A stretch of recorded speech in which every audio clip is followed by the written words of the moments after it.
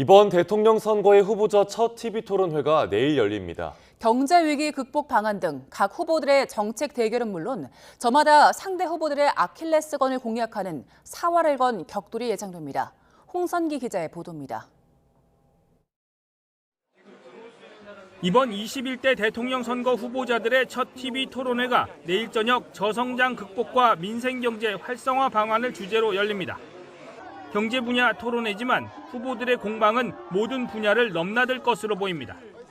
자신의 정책 홍보 못지않게 상대방의 약점을 공격하는 게 중요하기 때문에 각 후보 진영마다 전략 짜기에 분주합니다.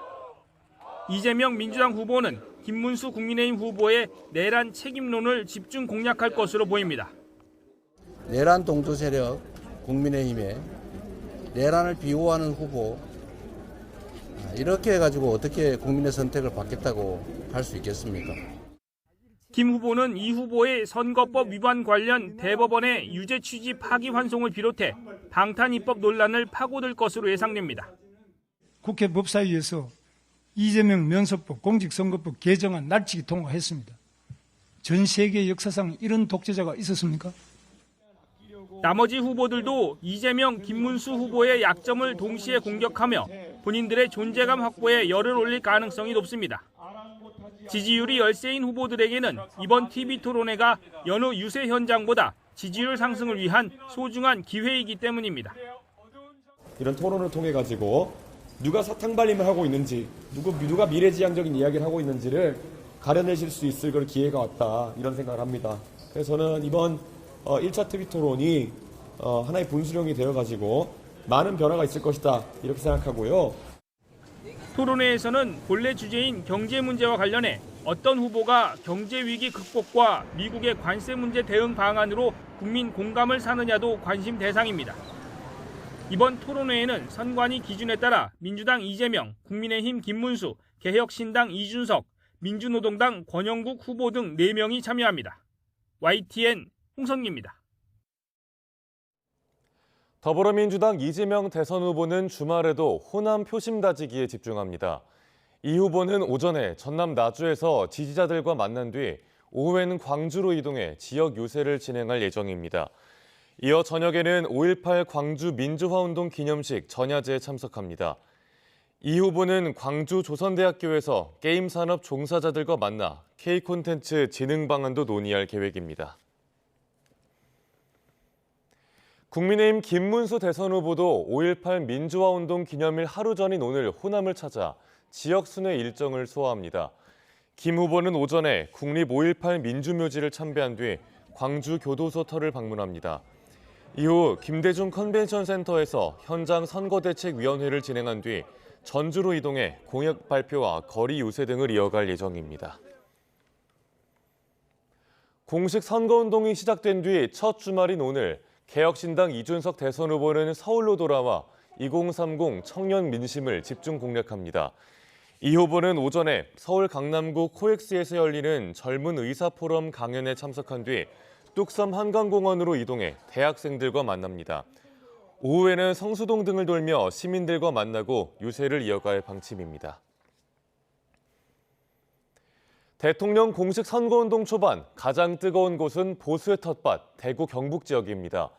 더불어민주당 이재명, 국민의힘 김문수, 거대 양당 후보가 가장 많이 언급한 인물도 다름 아닌 박정희 전 대통령이었습니다. YTN 선거단이 빅데이터 업체 스피치로그와 함께하는 말의 전쟁, 김혜린 기자가 보도합니다. 제21대 대통령에 7명이 도전장을 던진 가운데 YTN은 공식 선거운동 초반 3일 주요 후보 3명의 발언을 집중 분석했습니다. 민주당 이재명 후보가 가장 많이 언급한 인물은 박정희 전 대통령입니다. 진보 진영이 배출한 김대중, 노무현 전 대통령을 합친 것보다 많은 무려 112차례나 등장했습니다. 대선 출정식에서 신어 화제가 된 빨간색 신발, 이른바 통합운동화에서 보듯 보수 표심까지 품으려는 공격적인 우클릭 전략으로 보입니다. 사법살인하고 고문하고 장기 집권하고 민주주의를 말살하는 아주 나쁜 사람이라고 생각했어요. 이 나라 산업화를 이끌어낸 공도 있는 것 아닙니까, 여러분? 국민의힘 김문수 후보도 박정희 전 대통령을 이재명 후보에 이어 81차례나 언급했습니다. 박근혜 전 대통령까지 합치면 100번에 육박합니다. 진영이 총결집해 초박빙 승리를 일군 지난 대선을 곱씹으며 집토끼를 잡는 데 총력을 기울이는 모습입니다. 세계 최강의 산업혁명을 이룬 위대한 대통령 대구 경북인 난 인물 아닙니까 여러분? 당신의 무덤에 침을 뱉던 제가 이제 당신의 무덤에 꽃을 바칩니다. 개혁신당 이준석 후보의 전략은 조금 다릅니다. 윤석열 전 대통령을 72차례 가장 많이 언급했는데 계엄 사태와 파면, 이어진 국민의힘 단일화 내홍 등을 꼬집으며 난 다른 보수다, 차별화하려는 의도가 읽힙니다. 노무현 전 대통령을 21번 말한 것도 눈길을 끄는데 당내 비주류에서 대통령까지 등극한 언더독의 반란을 재현하겠다는 의지입니다. 김영삼, 김대중, 그리고 노무현의 길, 그들의 용기를 다시 계승하는 이준석의 도전이 오늘부터 시작됩니다. 거대 양당은 또 당 대표격 인물과 후보의 메시지를 분리하는 쌍끌이 전략에도 나섰습니다. 이재명 후보가 내란과 위기를 언급하면서도 보수와 미래, 대구와 경제 등의 말로 안정적인 중도 지도자임을 부각한다면 윤여준 상임총괄선대위원장은 사과와 계엄, 윤석열과 기만 등을 쓰며 뾰족하게 우파 때리기에 집중하고 있습니다. 반면 김문수 후보는 시장과 경제, 당과 계엄 같은 키워드가 상위권에 올랐고 김용태 비대위원장은 개혁과 상식, 책임과 과오 등의 단어가 많았습니다. 김 후보는 보수 집결, 김 위원장은 중도 공략으로 각자 역할 분담에 나선 모습입니다. 후보들 입을 통해 살펴보는 말의 전쟁, YTN 김혜린입니다. 윤석열 전 대통령 탈당 문제에 대해 조속한 해결을 공언했던 국민의힘 김용태 비상대책위원장이 하루 만에 지금은 김문수 후보의 시간이라며 미묘한 입장 변화를 보였습니다. 당내에선 탈당이 아니라 출당을 시켜야 한다는 의견과 스스로 판단하게 해야 한다는 주장이 맞서면서 혼란이 거듭되고 있습니다. 김철희 기자의 보도입니다. 임명 첫날 윤석열 전 대통령에게 자진 탈당을 권고하겠다고 선언하며 다가오는 주말을 시안으로 못 박았던 김용태 비상대책위원장. 이 문제는 주말까지는 매듭을 지어야 한다라고 생각을 합니다. 이후 김 위원장 입장은 다소 신중론으로 돌아선 듯했습니다. 당이 이른바 탄핵의 강을 넘어선 만큼 윤 전 대통령 결심 여부는 중요하지 않다는 건데 주말까지 문제를 해결하겠다는 말도 사실상 거둬들였습니다. 의지를 보여드렸습니다. 앞으로 그 문제는 시간을 가지고 저희 당이 보여드릴 테니까 저희한테 맡겨 주십시오. 당 지도부 기조가 흔들리는 것 아니냐는 지적 속에 당내에선 탈당 권유론 부족하다는 볼멘 소리도 터져 나왔습니다. 한동훈 전 대표가 윤 전 대통령 부부와 절연해야 한다고 주장한 데 이어 친한계 의원들도 더 강한 조치를 촉구하고 나선 겁니다. 책임 있는 정당으로서 주체적으로 우리가 대통령과 주도적으로 절연을 하고 출당을 해야 된다고 생각을 합니다. 반면 윤 전 대통령이 거취 문제를 당과 긴밀히 협의하겠다고 밝힌 만큼 더는 지도부가 공개적으로 문제를 제기해선 안 된다는 반대 의견도 만만치 않습니다. 인위적인 탈당이나 강제 출당은 또 다른 당내의 갈등을 심화시킬 우려가 있습니다. 김문수 후보 측도 윤 전 대통령에게 특정 선택을 강요하지 않겠다고 밝힌 가운데 당내 불협화음은 계속되는 분위기입니다. YTN 김철입니다. 더불어민주당은 국민의힘이 영구제명 출당시켜야 마땅할 윤석열 전 대통령에게 자진 탈당을 읍소하는 것도 모자라 그조차 질이 멸렬하다니 한심하기 짝이 없다고 비판했습니다. 조승래 선대위 수석 대변인은 당사 브리핑에서 내란 수괴이자 1호 당원인 윤 전 대통령을 탈당시킬 거냐 말 거냐며 이같이 말했습니다. 이어 내란 수괴는 탈당 요구를 숙고하기는커녕 지금도 여전히 대선에 거침없이 손을 대고 있다며 국민의힘은 윤 전 대통령과 손잡고 국민을 우롱하려 하는 거냐고 반문했습니다. 연일 국민의힘의 러브콜을 받고 있는 개혁신당 이준석 대선 후보는 다시 한번 단일화는 없을 거라고 못 박았습니다. 김문수 후보로의 단일화는 지지층 상당수를 떠나게 할 거라며 연대 의지도 효과도 없다고 선을 그었습니다. 손효정 기자입니다.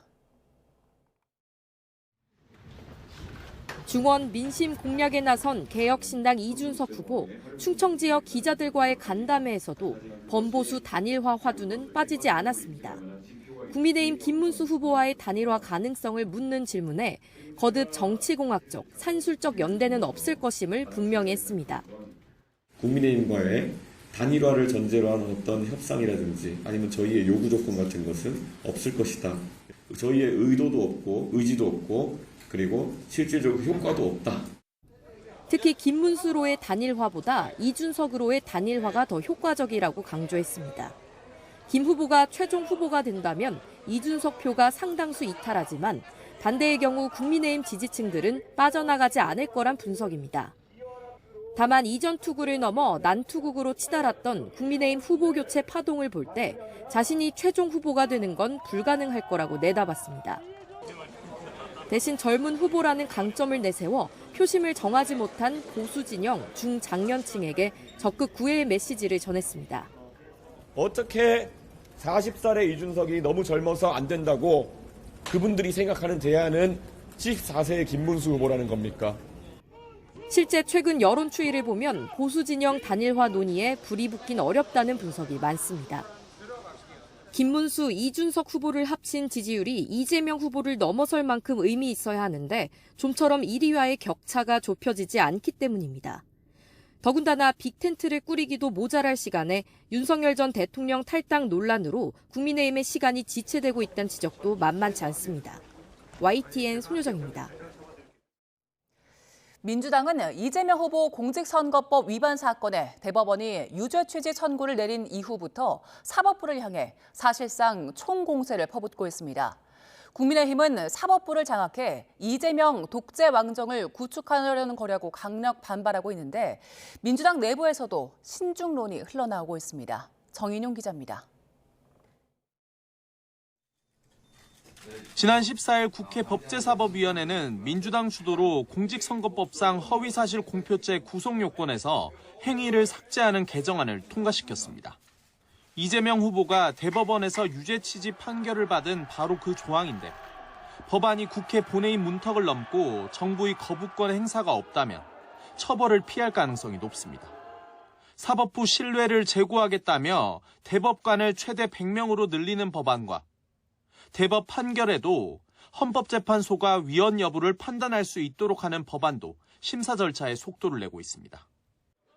특히 조희대 대법원장을 상대로 한 특검법까지 법안 심사 소위에 해부하면서 압박 수위를 한껏 끌어올렸습니다. 당장 국민의힘에선 이재명 후보를 겨냥해 역사상 이런 독재자가 있었느냐는 반발이 터져나왔습니다. 이재명 방탄, 셀프 면제로부터 시작하였습니다. 그리고 드디어 사법을 완전히 장악해서 이재명 독재 왕정을 건설하겠다는 것입니다.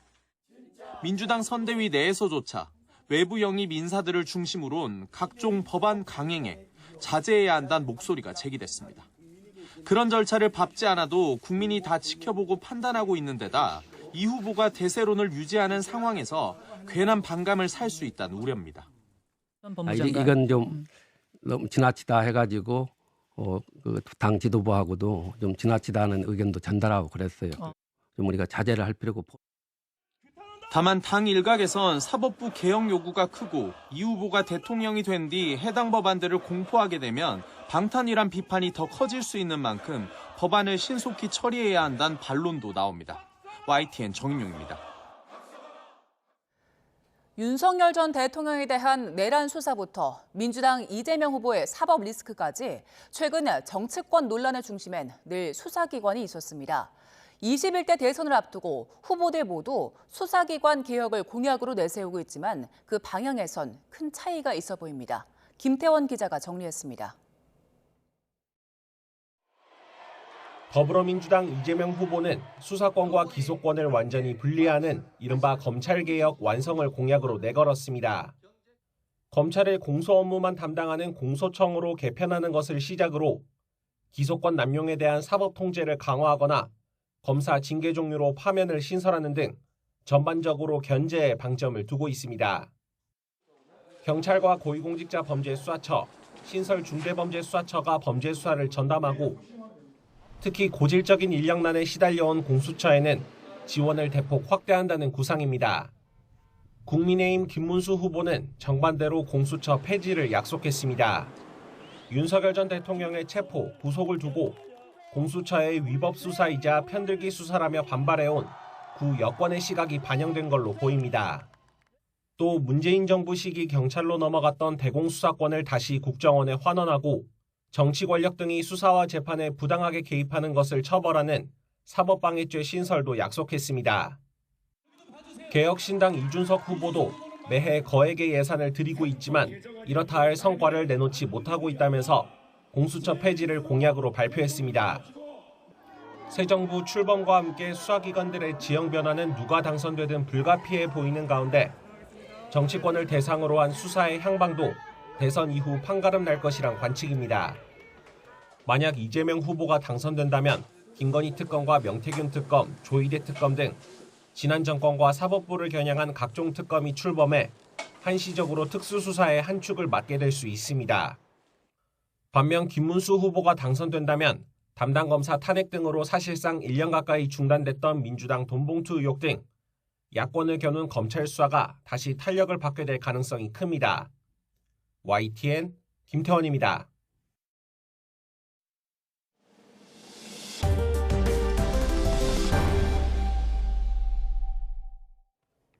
건진법사 전성배 씨를 고리로 김건희 여사를 향한 청탁 의혹을 수사하는 검찰이 고가의 선물 행방을 쫓고 있습니다. 김 여사를 수행했던 전직 대통령실 행정관 자택과 샤넬 코리아를 최근에 압수수색한 걸로 파악됐습니다. 보도에 김웅래 기자입니다. 검찰이 최근 김건희 여사 수행을 전담했던 대통령실 전 행정관 조모 씨 집을 압수수색한 것으로 확인됐습니다. 조 씨는 윤석열 정부 출범 초기부터 김 여사를 보좌한 측근으로 꼽히는데 최재형 목사가 명품 가방을 건넸을 때 직접 소통한 인물이기도 합니다. 검찰은 또 샤넬 코리아에 대한 압수수색도 벌인 것으로 파악됐습니다. 샤넬 코리아 측은 검찰의 수사 협조 요청에 따라 성실히 응하고 있다고 밝혔습니다. 검찰은 건진법사 전성배 씨가 통일교 간부 출신 윤모 씨로부터 김 여사 선물 목적으로 고가의 목걸이와 가방을 받은 의혹을 수사하고 있는데 지난달 서울 서초동 사저에 대한 압수수색 당시 이 물건들을 발견하지 못했습니다. 이에 따라 검찰은 선물의 행방을 확인하기 위해 김 여사의 측근, 판매처까지 수사를 확대하는 것으로 보입니다. 검찰은 윤 씨가 전 씨를 통해 김 여사에게 고가의 선물을 전달해 통일교 현안을 청탁하려 한 것으로 의심하고 있습니다. 검찰이 사저 압수수색 영장에 명시한 윤 씨의 청탁 목적은 통일교의 캄보디아 사업과 YTN 인수, 대통령 취임식 참석 등이었습니다. 검찰은 또 윤 씨가 경찰 최고위 간부로부터 통일교 관련 수사 정보를 미리 전달받았다는 의혹에 대해서도 수사하고 있는 것으로 알려졌습니다. YTN 김웅래입니다. 자신이 만든 상품을 비싼 값에 팔고 신도들을 추행한 혐의를 받는 허경영 국가혁명당 명예대표가 구속됐습니다. 법원은 증거를 없앨 우려가 있다고 밝혔습니다. 김영수 기자가 보도합니다. 정장 차림의 허경영 국가혁명당 명예대표가 법원에 들어섭니다. 수사가 공정하지 않다며 경찰 수사관까지 고소했던 허 대표는 영장 심사를 앞두고도 자신의 혐의를 모두 부인했습니다. 수추행 혐의 인정하십니까? 이번 영장 청구 어떻게 생각하세요?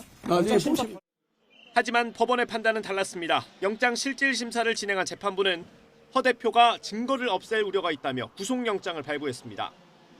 허 대표는 신도들에게 마시면 모든 병이 사라진다며 자신의 얼굴 스티커를 붙인 블루유를 판매한 혐의를 받고 있습니다. 경찰 수사 결과 허 대표는 이른바 영성 상품을 터무니없이 비싼 가격에 팔아 3억 원 상당의 부당이득을 챙긴 걸로 드러났습니다. 수익금은 정치활동 자금으로 쓰인 것으로 경찰은 보고 있습니다. 허 대표는 또 자신의 종교시설인 하늘궁에서 에너지 치유 의식을 빌미로 여성 신도들을 추행한 혐의도 받고 있습니다.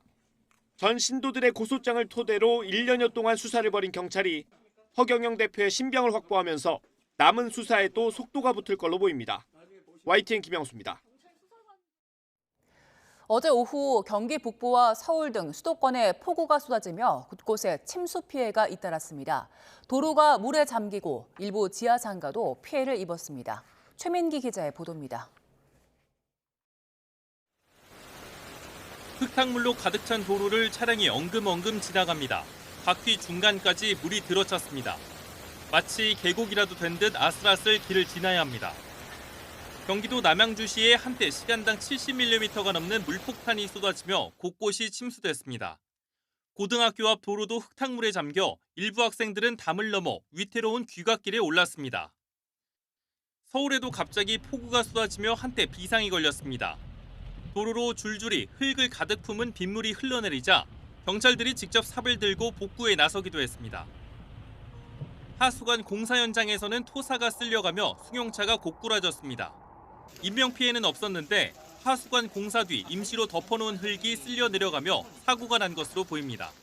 임시로 막아놨던 건데 도로 공사하다가 근데 좀 많이 못 묻었나 봐요. 그러니까 이렇게 푹 빠져버리죠.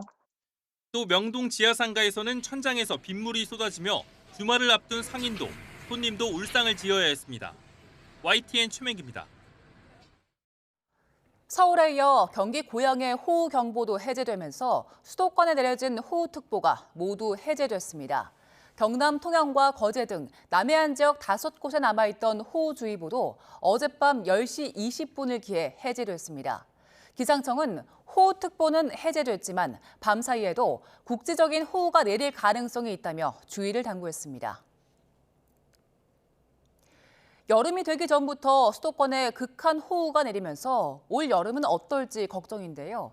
일본 규슈 남부지방에는 예년보다 2주나 일찍 장마가 시작됐는데 우리나라는 언제쯤 장마가 시작될까요? 정혜영 기자의 보도입니다.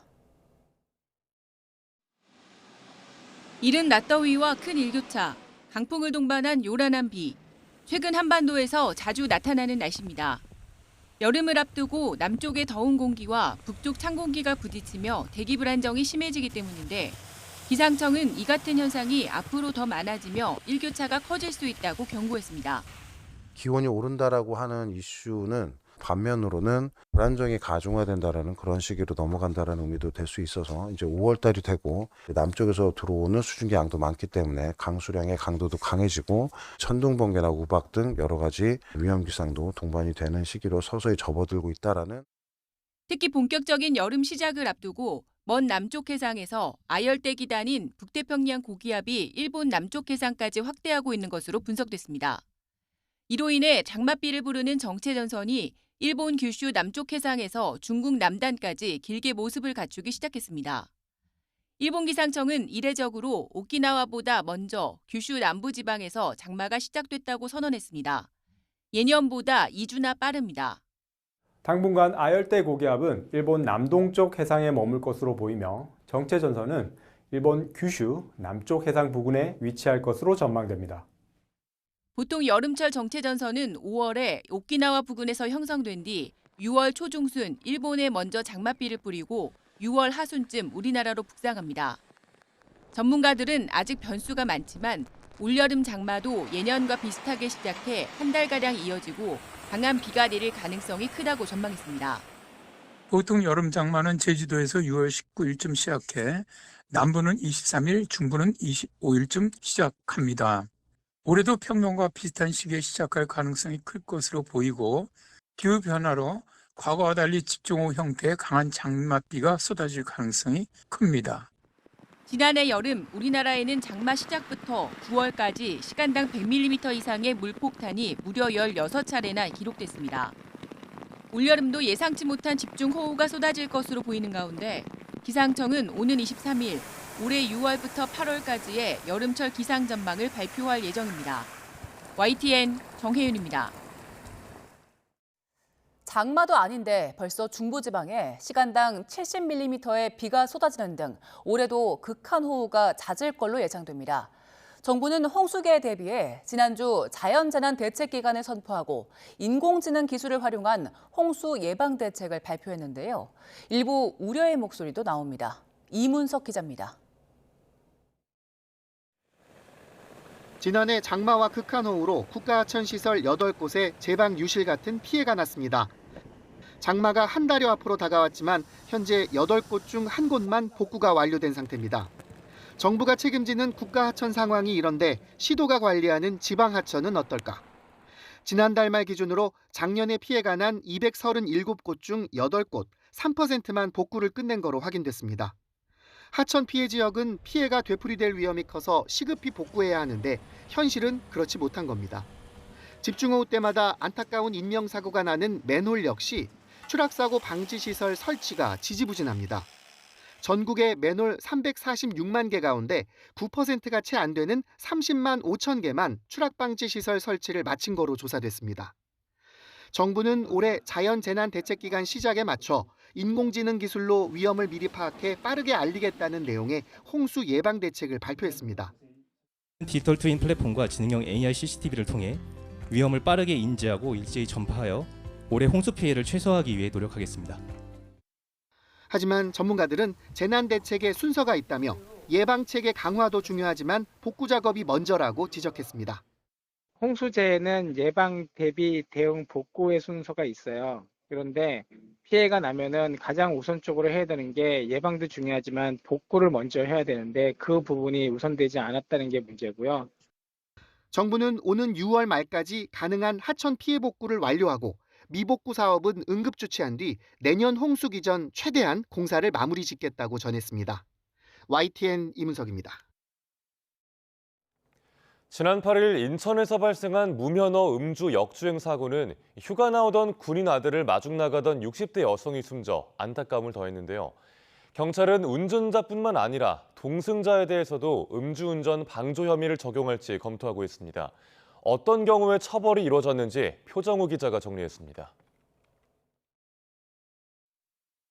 최근 인천에서 발생한 무면허 음주 역주행 사고는 가해 차량의 운전자 정모 씨 외에도 동승자 4명이 타고 있었습니다. 이 가운데 1명은 사고로 숨졌고 3명은 크게 다쳐 치료 중인 것으로 알려졌습니다. 음주 차량 동승자들은 직접 운전을 하지 않았으니 책임이 없고 오히려 사고로 인한 피해자라고 생각할 수도 있지만 경찰은 이들에 대해서도 음주운전 방조죄를 적용하는 방안을 검토하고 있습니다. 충분히 막을 수 있었는데도 음주운전을 하도록 놔둔 거라면 사망사고 책임에서 자유롭지 않다고 보는 겁니다. 형법상 방조행위는 범행을 한다는 걸 알면서 그 행위를 용이하게 하는 모든 행위를 가리키는데 이번 사건에서는 동승자들이 운전자 정 씨의 음주 상태를 사전에 인지했는지가 첫 번째 쟁점입니다. 만약 알고 있었다면 동승자들이 운전을 말렸는지 오히려 운전을 부추기진 않았는지가 또 다른 쟁점입니다. 과거 판례에선 운전자에게 스마트키를 건네주거나 차량 문을 열어주는 행위도 운전을 하도록 돕는 것으로 봤습니다. 만약 운전을 하지 말라고 말했더라도 같이 차량에 탑승했다면 방조죄가 성립한다고 판단한 사례도 있습니다. 설령 음주운전을 제지해도 동승했다면 음주운전 방조죄로 보기도 하는데 이러한 판결들 취지는 이 방조 행위를 유형적인 도움뿐만 아니라 이 동승이라는 무형적인 도움까지도 포함한다는. 재판부는 같이 술을 마신 동석자라면 일반적으로 운전자의 음주 상태를 인지할 수 있었다고 보는 경우가 많았습니다. 따라서 경찰은 가해 차량 동승자들이 탑승 전에 운전자와 술을 함께 마셨는지는 물론 운전하는 것을 적극적으로 제지했는지도 조사할 방침입니다. 경찰은 동승자들의 몸 상태가 나아지는 대로 진술을 확보해 구체적인 사고 경위를 파악할 방침입니다. YTN 표종호입니다. 가입자가 4천만 명에 달해 제2의 건강보험으로 불리는 실손보험이 추가 진료로 이어져 의료비를 증가시키는 걸로 확인됐습니다. 건강보험 재정에도 큰 부담을 주고 있는데 제도적 뒷받침은 미진한 상황입니다. 신윤정 기자입니다. 감사원이 지난 2018년부터 5년간 청구 지급된 전수자료를 2년 반 동안 분석한 결과 실손보험이 유발한 의료 과잉 이용 실태가 확인됐습니다. 실손보험 가입자는 비가입자보다 외래 진료 일수가 최소 연간 2.3일, 입원 일수는 1.5일 많았습니다. 이로 인해 2022년 기준 최소 12조 9천억 원의 의료비가 발생했는데 그 가운데 3조 8천억 원은 건강보험에서 추가 지출됐습니다. 2022년 전체 건강보험 지출 규모 86조 원의 4.4에서 12%에 해당해 건보 재정에 큰 부담인 셈입니다. 특히 도수치료와 백내장 등 실손보험의 주된 보장 대상인 비급여 진료에서도 진찰료 등이 수반돼 건보 재정에서 연간 7,200억 원 이상이 투입됐습니다. 청구와 지급 과정에서의 문제점도 드러났습니다. 성형외과에서 코 성형 시술을 받고 비염 치료를 받았다거나 피부 미용 시술을 받은 뒤 도수 치료를 받은 것처럼 실손보험을 청구하는 등 보험 사기 의심 사례가 지적됐습니다.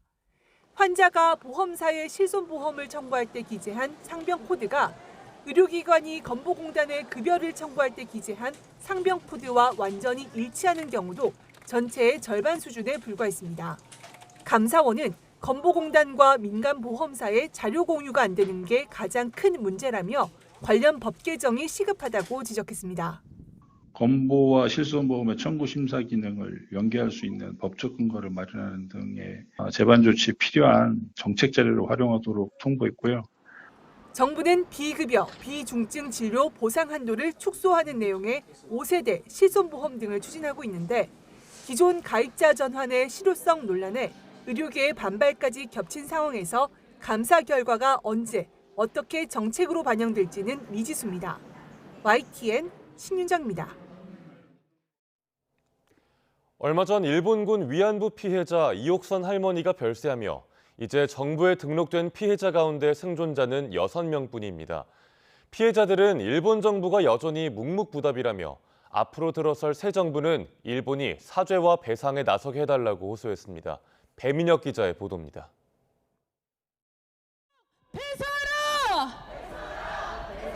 1700번째를 맞은 수요 시위에서는 얼마 전 별세한 일본군 위안부 피해자 이옥선 할머니에 대한 추모가 이어졌습니다. 없어지세요. 언니야, 편안하게 잘 갔지? 편안하게만 보여. 잘 될 거야. 이렇게 또 한 번 이별을 맞은 이용수 할머니는 지금껏 일본의 사죄가 없는 현실에 울분을 토했습니다. 저는 법으로 승인했습니다. 그런데도 아직까지 일본은 묵묵부답입니다. 왜 아직까지 우리를 방치합니까? 지금까지 우리 법원은 3차례 일본군 위안부 피해에 대해 일본 정부의 배상 책임을 인정했습니다.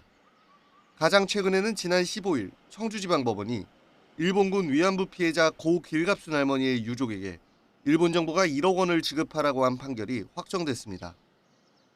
2023년에는 서울 고등법원이 주권면제 원칙을 이유로 소송을 각하한 1심 판결을 뒤집고 일본 정부가 위안부 피해자와 유족 등 16명에게 2억 원씩 배상하라고 판결했습니다. 당시 재판부는 일본이 우리 영토에서 위안부 피해자들에게 저지른 불법 행위가 인정되고 이에 대한 한국 법원의 재판권 또한 인정된다고 판단했습니다. 이런 판결이 잇따르지만 실제로 배상을 받을 수 있을지는 미지수입니다.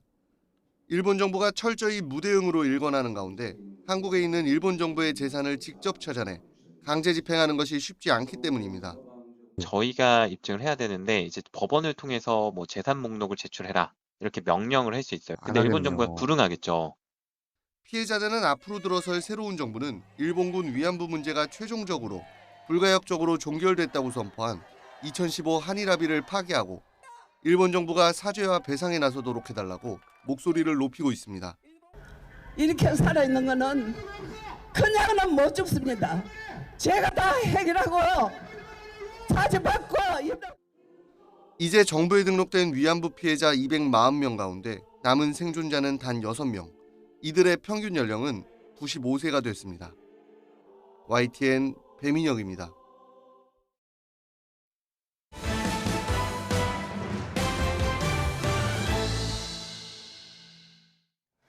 러시아와 우크라이나가 3년여 만에 고위급 회담을 열고 전쟁 포로를 1,000명씩 교환하기로 합의했습니다.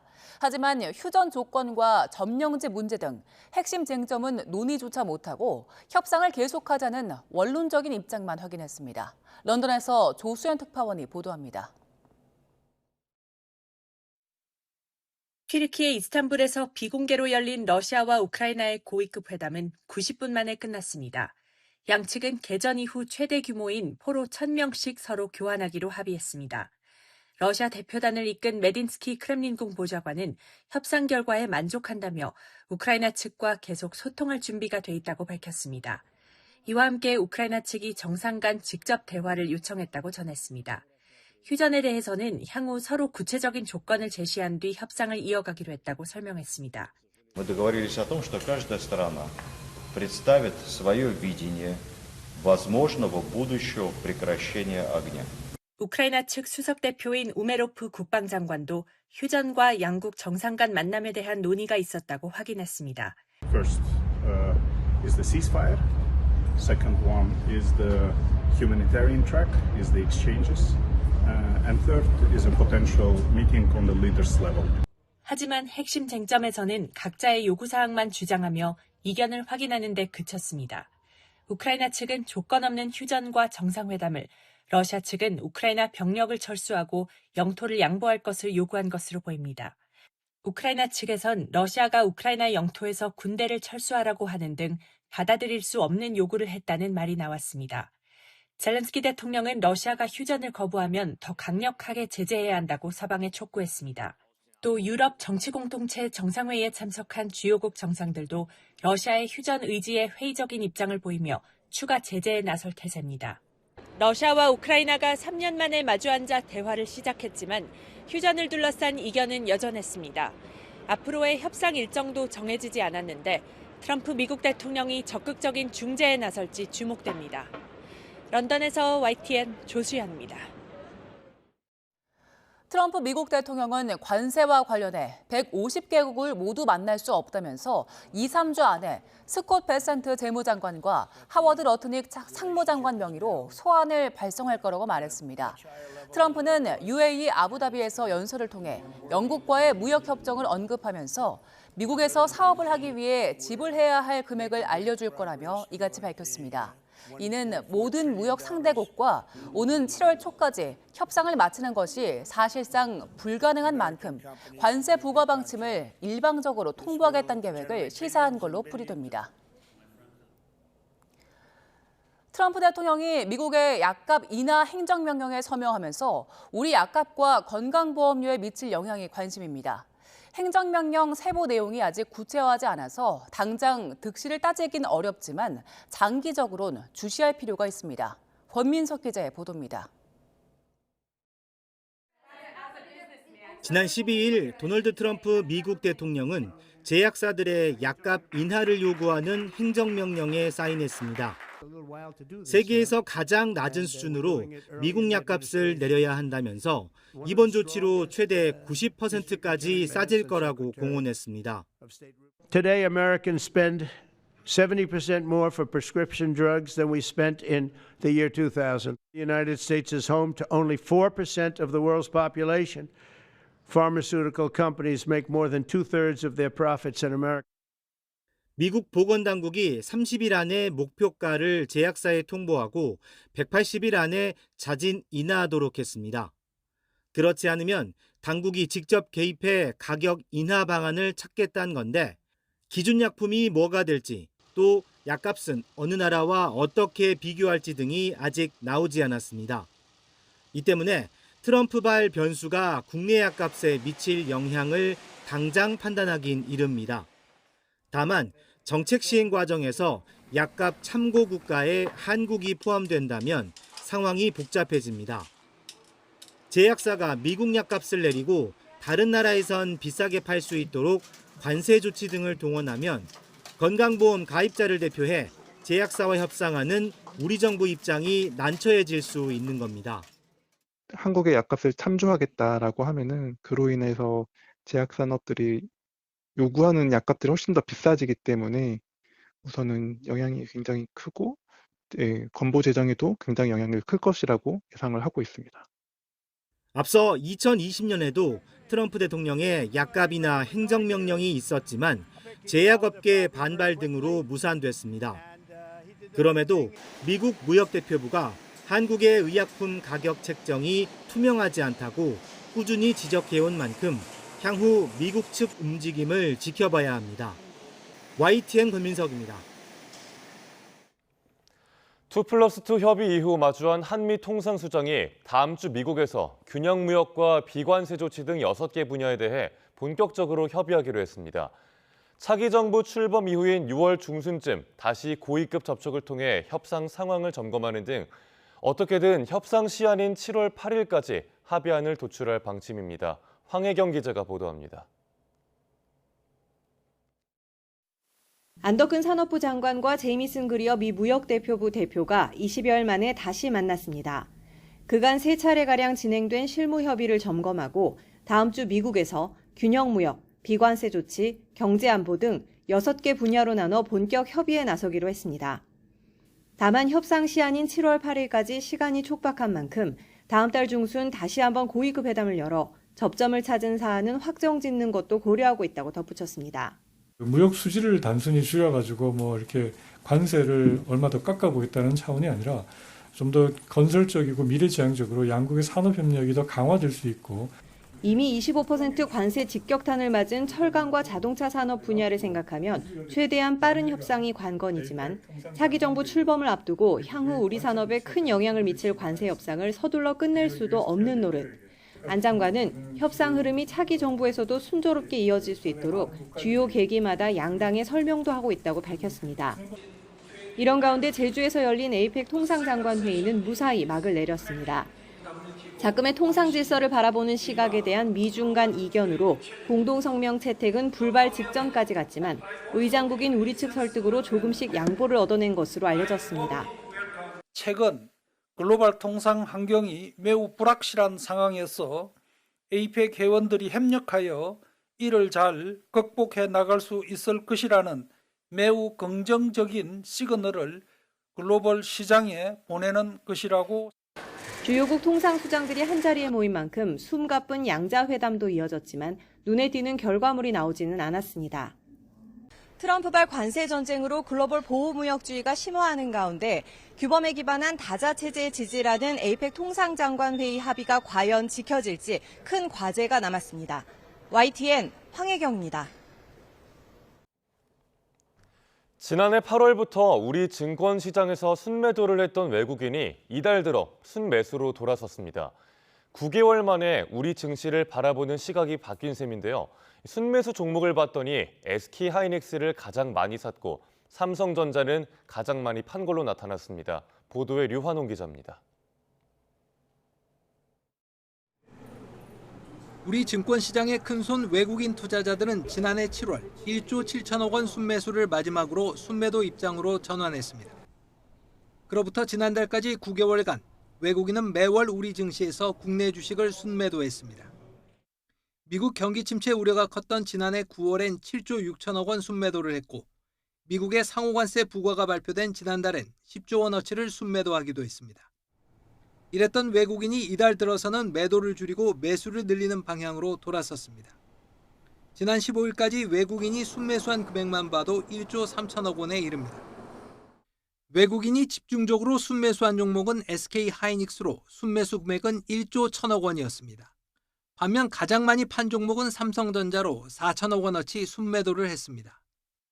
삼성전자는 아직까지 엔비디아의 승인을 못 받았고요. 하이닉스는 지금 여전히 높은 점유율을 좀 차지하면서 엔비디아 매출을 계속 좀 늘려가고 있고 이번 1분기 실적에서도 점유율이 역전됐잖아요. 삼성전자가 2등으로 밀리고 삼성전자가 9만 원 선을 바라보던 지난해 7월까지만 해도 56.5%였던 외국인 지분율은 지난 14일 기준 49.7%까지 내려왔습니다. 반면 이달 초 53%까지 떨어졌던 SK 하이닉스의 외국인 지분율은 54.1%로 올라왔습니다. 블룸버그와 바클레이스 등 주요 투자은행들은 한국은행이 이달 말 기준금리를 인하하고 새 정부 출범 후 대규모 추경이 있다면 외국인 순매수는 더 늘어날 것으로 예상했습니다. YTN 유환홍입니다. SK텔레콤 해킹 사고 이후 기존 가입자 35만 명가량이 KT나 LG U+ 등으로 통신사를 바꾼 걸로 나타났습니다. 통신업계에 따르면 지난달 22일부터 그제까지 SK텔레콤에서 다른 통신사로 옮긴 이용자는 모두 34만 5,600여 명으로 집계됐습니다. SK텔레콤에서 이탈한 가입자는 유심 대란이 본격화한 지난달 28일 3만 명을 넘어섰고 지난 1일에는 3만 8천 명을 넘어서면서 정점을 찍었습니다.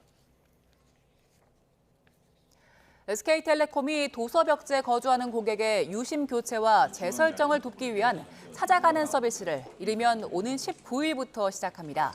SK텔레콤은 19일 시작을 목표로 직원 교육 같은 준비가 마무리되는 대로 서비스를 시작하겠다면서 T월드 매장이 없는 지역을 시작으로 점차 서비스 대상을 확대하겠다고 밝혔습니다.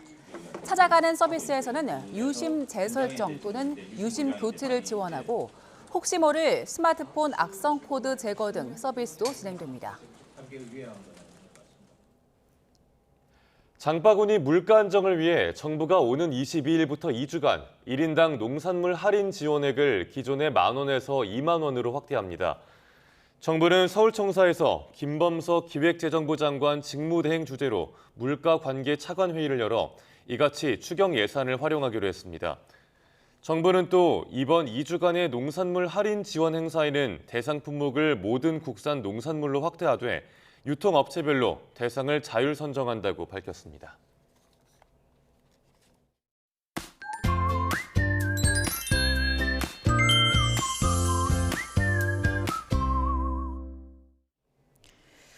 오늘 오후부터 중부지방은 또 비 소식이 있습니다. 양은 5mm 미만으로 적겠는데요. 황사비가 섞여 내릴 가능성이 있어서 황사 정보 잘 확인해 주시길 바랍니다. 오늘 아침까지 영동 남부와 울릉도 독도에 비가 조금 더 오겠고요. 중부를 중심으로는 바람도 강하게 불 것으로 보입니다. 어제는 선선했지만 오늘은 초여름입니다. 서울의 낮 기온은 24도, 대구는 29도까지 올라서 반소매 옷차림이 어울리겠는데요. 큰 일교차에 대비해서 겉옷 챙기시길 바랍니다. 현재 기온 살펴보겠습니다. 현재 서울은 16.2도, 대구가 17.4도고요. 낮 기온 살펴보면 서울 24도, 춘천과 청주 27도, 대전 26도, 대구는 29도까지 오를 것으로 보입니다. 날씨였습니다.